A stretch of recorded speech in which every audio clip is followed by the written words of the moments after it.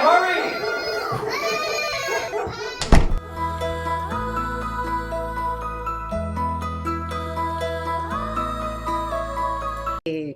See, it says live.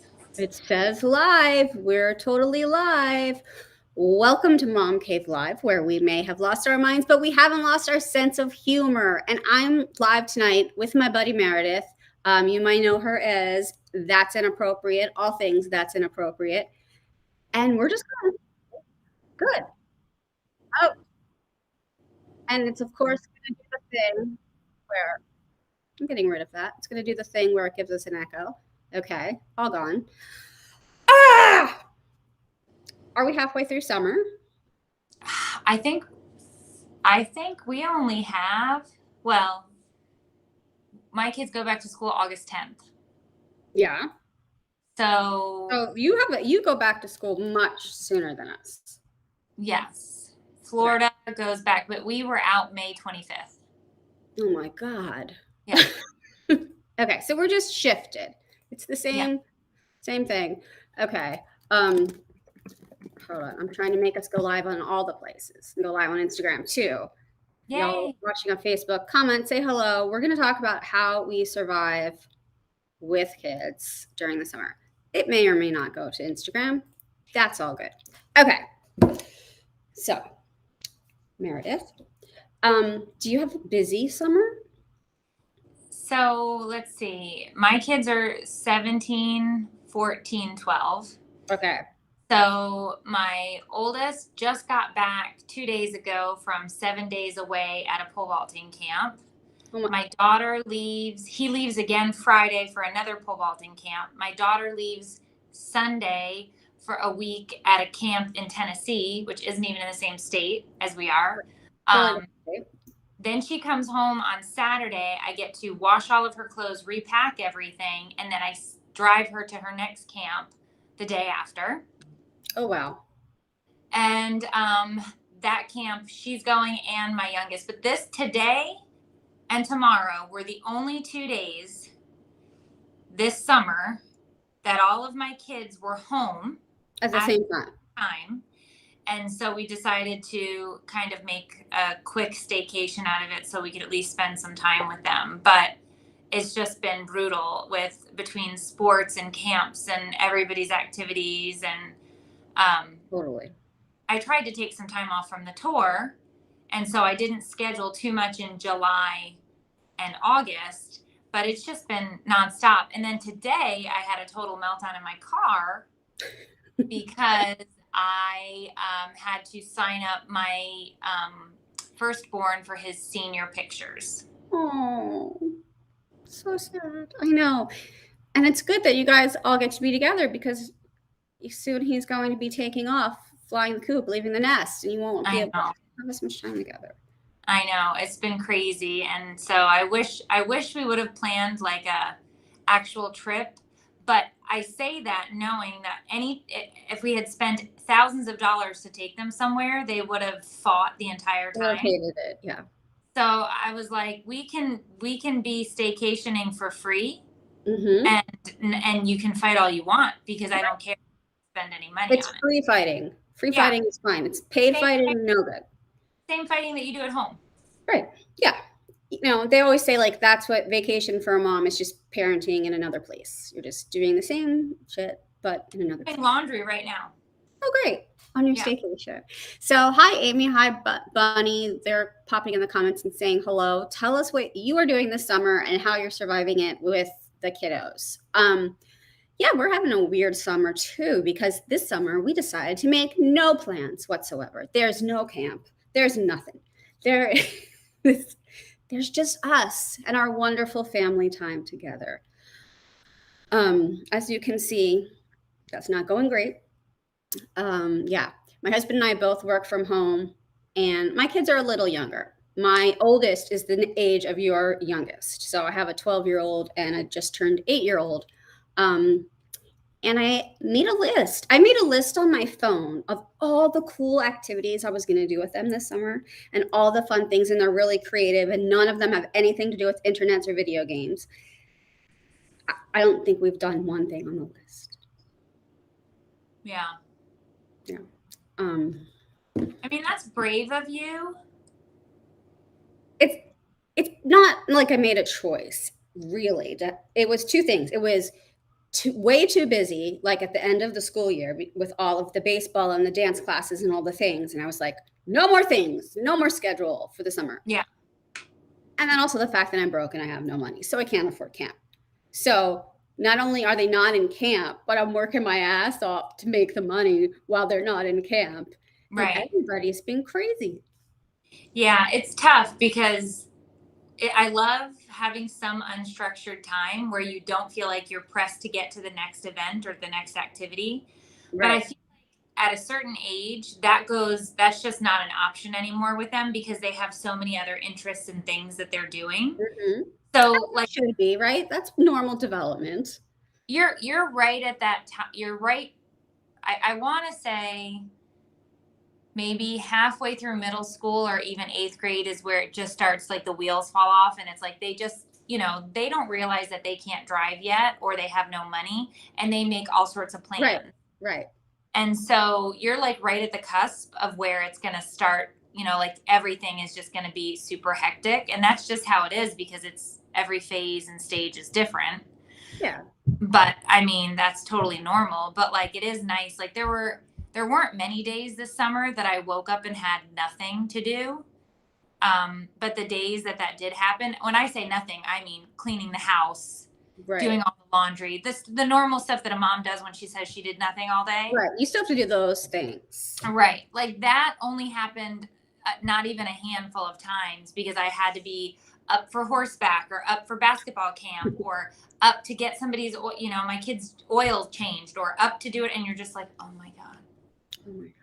I just want to drink coffee and I don't want anyone to talk to me. And that ends at some point. I don't think that's an option, but like everything, we always say like, it's all a stage, even this too shall pass, right. In many, many years, this too shall pass. And we'll be like my mom and all the grandmas out there who are just like, oh, I miss those days. And they have too much quiet and too much coffee. Yeah. So it's all, and you can't, when it's, everybody means well for the most part when they did you go over to Thread? I did. Okay. Is it Thread or Threads with an S? Don't know. I call it the Thread. The Thread. I'm on the Thread. Okay. So I joined over on the Thread and I posted about my kid having his senior photos. And I said, don't mind me. I'm just going to be over in the corner, rocking back and forth and snorting lavender because my, firstborn is getting his senior photo. That's very holistic of you and very healthy compared to other things that people could snort when they're stressed. So good for you. So the comments are also supportive, right? And there's always the comment where it's like, wait until it's your last born. And you're like, I know, like I can't even, right? And it's like they all mean well because it's like the woman's like, I'm on my last born senior year and I'm falling apart. And I'm like, oh my God. And it's just, everybody always means well, but then those comments, you just feel like you're gutted because you're like, I didn't even think of that. Yeah, you're like, it can get worse. And you just brought to my attention. Thanks a lot. This is going to get worse. I was in the hole and you made that comment and I had to dig deeper into this hole. Right.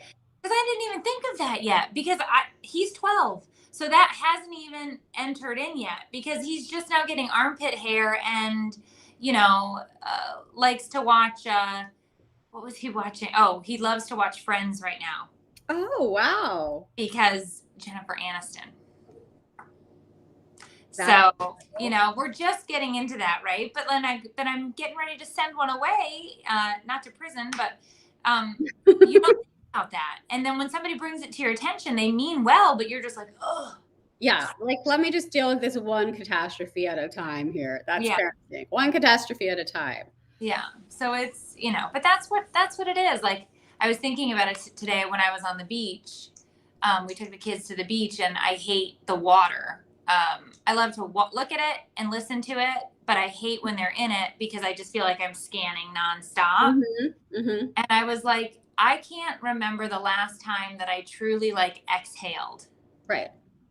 Like a full on supposed to be such a relaxing place, but I made a TikTok about it that went up today. It's like mom's was the pool. Mom's at the pool. You're like, no. And you're like counting the children.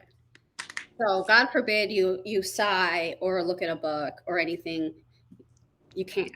And my kids are older too. 15 and my 15 and 12-year-old were boogie boarding or whatever, and so they were trying to go a little further out so they could catch some waves. And the entire time I'm just like, oh my God, I hope, like looking for a fin, or like some catastrophic thing to happen. And my husband is like, you need to relax. And I was like, if I knew how, right, I would.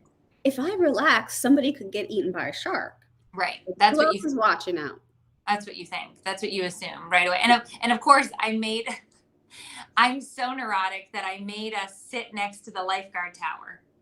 I think that's a great idea. I was like, this kid, I'm going to keep my eye on him too and make sure he's watching. Right. It's just a little extra help. My family has a story that gets told over and over and over again about when I was a kid, we were at the beach. My little sister my mom lost her. Like she just disappeared. And ever since then, and so she was walking on the beach and there were all the lifeguard stations like every so often. And the lifeguards were radioing each other like, look for a little blonde girl. There's a little blonde girl lost. And they asked her, are you lost? And she kept saying no, because she had been told not to speak to strangers. So she just kept going further and further.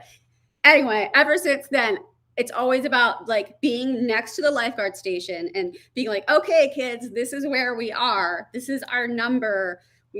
This is home base. We do what we can. It's just a lot all the time coming in from every direction. Yeah. You can't cover every base. And that's what it is. So I'd love to be more flexible, but I just feel like that's not an option for me. No. And I don't know that I actually could relax if I was given the opportunity, really. It's like I've been on watch for so long that I wouldn't know what to do. I wouldn't know what to do at all. Yeah, that's what it feels like. But so what do you do for fun? And what's fun? And you guys comment. Tell us in the comments. What do you do for fun? I mean, honestly, I don't know that I've sat down and said like, let's go do this for fun. No fun. Like forever. Like I have no idea like what I would do for fun, if we're being honest, because if I'm not on the road with the comedy show, then I'm, working on, the podcast or the next big project that I have been cooking for over a year that we're just now hoping to get launched soon. Or, like there's just always something else that I'm doing. And that's on me because I start projects. Right. I am somebody who so maybe for fun, I start projects. Maybe that's it. But that's what I do is I just start projects and then I go, and like we're doing a community cruise in October. That will be fun. That sounds very fun. Yes. I'm so excited about that. We have like 60 people signed up. It's very small. It'll be on a cruise ship with everybody else, but it's just a small group that got together and we decided we were going to do a community cruise, and everybody is taking their kids. So like all the kids are going to get to hang out. And I am a big fan of cruising, and people don't understand that the cruise is the ideal vacation when you have kids, because almost every cruise has free childcare. Yeah. And these kids and the kids want to go to it. It's not like, my kids beg to go and they beg to stay, and the place stays open till like 12:30 at night or whatever. And the only thing they charge you is if you don't pick them up at like 12 or something. Right. Which I've got to be in bed by 10. So. Right. Oh God. It's just the perfect thing, because you can still like have alone time and not have to make a babysitter arrangement and all that. So go you, that's great. But of course you have the older kids. I'm now thinking about that because the last cruise we went on, my son is just about to turn 13. And I didn't realize that at that age, like the kids club, they no longer like keep track of them. You don't have to sign them in and out. They're allowed to come and go as they please. So for the first time in his life, he had like full run of the ship and like got the, I mean, you're nodding because you're like, I know, because you're like way beyond this stage in parenting. But it was like the big thing of like, I didn't realize that was going to happen on the trip where he would go off and have friends, and some of them would be girls, and they'd all have phones, and like they'd be doing their own thing and want nothing to do with the parents. Yeah. That's rough. Yeah, but that's also like great that they're able to do that, and you know that they're not going to go anywhere. And our rule was always, you know, if you go off, you go all together. Mm-hmm. And if, you know, and my oldest now probably won't do that this time when we're on the cruise because he's not going to want anything to do. But my daughter, I will saddle my daughter with my son. Right. And say, anywhere, you know, you have to go together. That's just the smart. I don't care what Kid Care says. You go together. Yeah.